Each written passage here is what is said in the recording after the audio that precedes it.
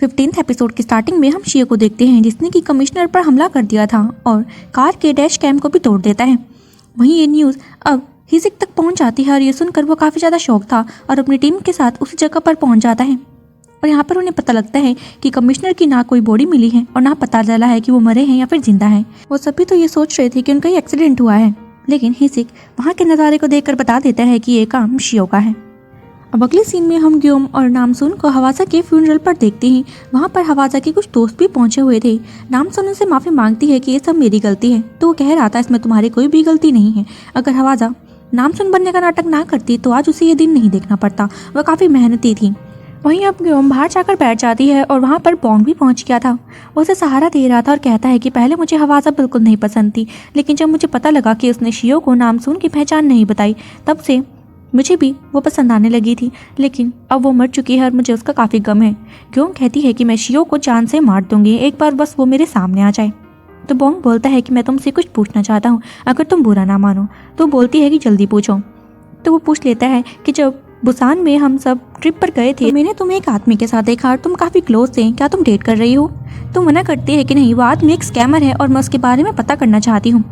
तो बोंग बोल रहा था चलो अब मैं राहत की सांस ले सकता हूँ। तो यहाँ पर ग्योम बोल रही थी ये काफ़ी रिस्की है, इसमें मेरी जान भी जा सकती है, उसके बाद तुम ही बच्चों को संभालोगे। बोंग गुस्सा करता है कि तुम ऐसे मरने की बातें क्यों कर रही हो? तो वो बोलती है कि नाटक मत करो, मैं तो मजाक कर रही थी। वही नामसून अंदर अकेली बैठी थी तो ग्योम उसके पास आ जाती है। तो नामसून उसे बोलती है कि मेरे बारे में शियो को पता लग चुका है। तो ग्योम बोलती है कि तुम्हें अब संभल कर चलना होगा। तो नामसून भी यहाँ से चली जाती है। अगले सीन में हम हिसिक की टीम को देखते हैं। हिसिक यहाँ पर ली से कह रहा था कि क्या तुम शियो का फ़ोन ट्रेस कर सकते हो? तो कहता है कि हमें उसे एक लिंक भेजना होगा, अगर वो उस लिंक पर क्लिक कर देता है तो हम ये काम कर सकते हैं। तो हिसिक को फिर से टायरी एक वीआईपी लिस्ट भेजती है। तो हिसिक उसे ली को शो करते हुए कह रहा था कि तुम उसे रशिया की टीम से मैसेज करो ताकि उसे लगे कि ये रशियन टीम का मैसेज है और वो उसे क्लिक भी कर दे। वहीं हम नामसून भी वहाँ पर पहुँच जाती है और सभी को बताती है कि हवासा को शियो ने मार दिया है क्योंकि उसने मेरी आइडेंटिटी उसे नहीं बताई थी। तभी वो ये भी बताती है कि शियो को मेरे बारे में भी पता लग चुका है। हिसी की सुनकर काफ़ी परेशान हो गया था।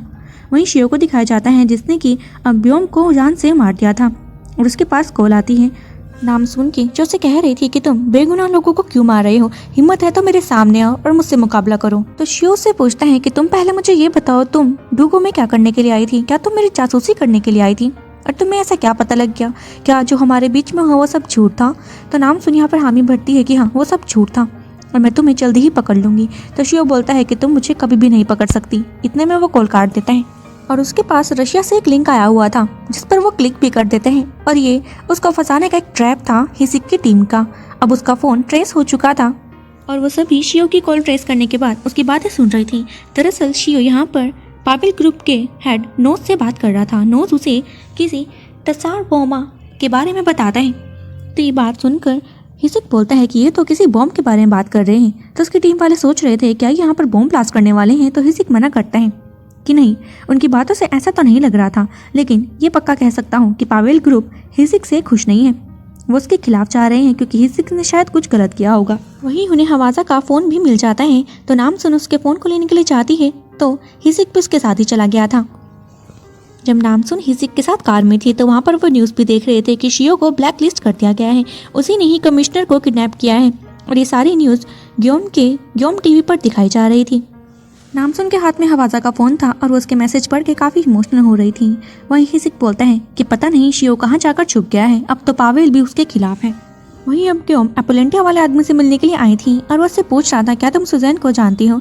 तो कहती है कि हाँ, हम दोनों ने साथ में ही बिजनेस स्टार्ट किया था, लेकिन मैं तो आगे बढ़ गई और वो पीछे रह गई और उसके बाद से मैं उससे मिली भी नहीं। तो वो बताता है कि उसे आजकल ब्रेड सॉन्ग के साथ देखा जा रहा है और डूगो की ब्लैक मनी का हिसाब किताब भी वही करती है। वहीं अब ब्रेड सॉन्ग सुजैन से मिलने के लिए आ रखा था और वो उसे 2 बैग देते हुए कहती है कि तुम्हें इन बैग्स को इस कार्ड वाले आदमी को देना है। तो वो पूछता है क्या ये भरोसे लायक है? तो वो कहती है कि भरोसे की कोई बात नहीं है, ये सब पैसों का खेल है, तुम टेंशन मत लो, ये काम हो जाएगा। तो वो पूछता है कि तुमने मेरा वाला काम किया या फिर नहीं। तो वो हामी भर रही थी। तो ब्रेड सॉन्ग उन बैग्स को लेकर यहाँ से चला जाता है। हम फिर से शियो को देखते हैं जो अपने एक आदमी को कॉल लगाकर डॉक्टर चोई को सेफ जगह पर जाने की बात कर रहा था। अब डॉक्टर चोई नाम सुनकर हिसिक और उसके साथी हैरान होते हैं कि भला अब ये कौन है। फिर वो उसके बारे में सर्च करते हैं। जैसे ही उन्होंने फ़ोटो निकाली थी नामसून तो देखते ही पहचान जाते हैं कि ये रिसर्चर तो मैंने लैब में भी देखा था जो शियो के लिए काम करता है। तो हिसिक बोलता है कि शायद यही है शियो का हुक्म का इक्का। वहीं फिर हिसिक को डायरी की कॉल आई थी जो कह रही थी कि मैं तुम्हें फाइनल वीआईपी लिस्ट भेजने वाली हूँ। तो हिसिक बोलता है कि तुम टेंशन मत लो, मैं तुम्हारी पूरी हेल्प करूँगा। अब नामसन को भी उसकी मोम जिया की कॉल आती है और वो बाहर जाकर उनसे बात करने लगती है। उसे पता लगता है कि उसकी मोम अब वापस मंगोलिया जा रही है। फिर से सीन शियो पर शिफ्ट करते हैं। शियो ने कॉल लगाई हुई थी डॉक्टर चोय के पास और वो कह रहा था कि तुम सिर्फ मेरी बात मानोगे और मेरे लिए काम करोगे। मैं तुम्हारे पास अपना एक आदमी भेज रहा हूँ, तुम्हें उसके साथ जाना होगा। डॉक्टर चोय भी हामी भरते हैं। फिर शियो कॉल काटता है और लगाता है पावेल ग्रुप में। वो पावेल ग्रुप को बता रहा था कि तुम तो जानते ही होंगे कि मैं वांटेड लिस्ट में आ गया हूँ और अगर मुझे जेल हो गई तो ना मैं तुम्हें मिलूंगा और ना ही तुम्हें एंटीडोट मिलने वाला है। इसलिए पहले तुम मुझे वांटेड लिस्ट से निकलवाओ और मैं तुम्हारे साथ ये डील करना चाहता हूँ। उसके बाद मैं तुम्हें डॉक्टर चोय का पता बताऊंगा। पावेल ग्रुप के लिए तो कुछ भी मुश्किल नहीं है। तो वो भी हामी भर देते हैं और डॉक्टर चोय का पता पूछ रहे थे। तो अब शियो ने भी उनके लोकेशन के बारे में उन्हें बता दिया था और साथ के साथ हिसिक की टीम को भी उसके लोकेशन के बारे में पता लग जाता है। तो नामसन बोलती है कि मैं उन्हें लेने के लिए जा रही हूँ। हिसिक उसे रोकता है कि मैं भी चलूंगा, लेकिन नामसन तो उससे पहले ही भाग गई थी। वहीं हम पावेल ग्रुप के आदमियों को देखते हैं जो डॉक्टर चोय को लेने के लिए उसी लोकेशन पर पहुंचते हैं, लेकिन वहां पर उन्हें डॉक्टर नहीं मिलते। वहीं हम ग्योम को देखते हैं जो ग्योम टीवी पर अब लास्ट टेलीकास्ट करने वाली थी और वो डॉक्टर किम को भी बताती है कि नायन आज नहीं आने वाली, इसलिए सारी जिम्मेवारी तुम पर है। तुम देख लो तुम्हें क्या करना है, ये हमारा फाइनल टेलीकास्ट होने वाला है। तो मिस्टर किम कहते हैं कि ठीक है। वहीं दूसरी तरफ हम हान को देखते हैं जो फ़ोन में उसी टेलीकास्ट को लेकर देख रहा था और साथ के साथ उसे डायरेक्टर बाहर आने के लिए कहते हैं। जैसे ही वो बाहर गया था, डायरेक्टर वहाँ पर उससे पूछते हैं कि क्या ये सच है कि तुम पहले एक लड़के के साथ रहा करते थे, तुम्हारी पोल खुल चुकी है पूरे सोशल मीडिया पर और तुम्हें इसके लिए फीस पे करनी होगी, तुम्हारे सारे कॉन्ट्रैक्ट कट कर दिए गए हैं। वहीं हम शियो को देखते हैं जिसे कि पावेल ग्रुप से कॉल आया हुआ था और वो बोल रहे थे कि तुमने हमें धोखा दे दिया है, हम तुम्हें नहीं छोड़ेंगे। तुमने जो एड्रेस दिया वहाँ पर तो डॉक्टर चोय है ही नहीं। ये सुनकर शियो हैरान होते हैं कि ऐसा कैसे हो सकता है। फिर उनसे पूछते हैं क्या तुमने मुझे कोई वीआईपी लिस्ट भेजी थी या कोई लिंक, तो वो मना कर रहे थे। तो शियो समझ गया। अगले सीन में हमें नामसुन को दिखाया जाता है जो पुलिस स्टेशन में कुछ सामान लेकर आई थी। जैसे ही ली चेक करता है तो वहाँ पर तो डॉक्टर चोय थे। फिर वो उसको बांध देते हैं और उससे शियो का पता निकलवा रहे थे। तो बोलता है कि शियो तुम्हें कभी भी नहीं मिलने वाला। तो नामसुन डॉक्टर चोय का फ़ोन लेती है और उससे शियो को मैसेज करती है कि जल्दी से डूगो में पहुँच जाओ, मैं तुमसे कुछ बात करना चाहता हूँ। और नामसुन जैसे ही यहाँ से बाहर निकलने लगी थी, हिसिक उसे पीछे से रोकता है और कह रहा था कि मैं तुम्हें ऐसे कैसे जाने दे सकता हूँ मौत के मुंह में, तुम जानती नहीं हो शियो कितना ज़्यादा पावरफुल है। तो नामसुन बोलती है कि मैं इस लड़ाई को जल्दी ही ख़त्म करने वाली हूँ, या तो वो बचेगा या फिर मैं। तो नामसुन से हिसिक कहता है कि तुम मरने की बात क्यों कर रही हो, तुमने सोचा है कि तुम्हारे बाद मेरा क्या होगा, प्लीज़ ऐसी बातें मत करो। तो नामसुन फिर से वो पूछता है कि तुम्हारी मॉम क्या यहाँ से चली गई है।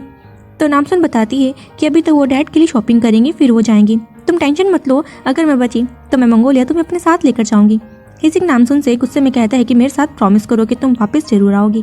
तो नामसुन प्रॉमिस करती है। हिसिक फिर नामसुन से कहता है कि हमें शियो के फ़ोन में एंटीडोट से रिलेटेड कुछ भी नहीं मिला, इसलिए पहले हमें उसे ढूंढना होगा। तो नामसुन अब यहाँ से सीधा पहुँच गई थी डूगो में और सीधा ही चली जाती है शियो के कैबिन में और वहाँ पर उसी एंटीडोट को लेकर कुछ ढूंढ रही थी, लेकिन उसे वहाँ पर कुछ भी नहीं मिलता।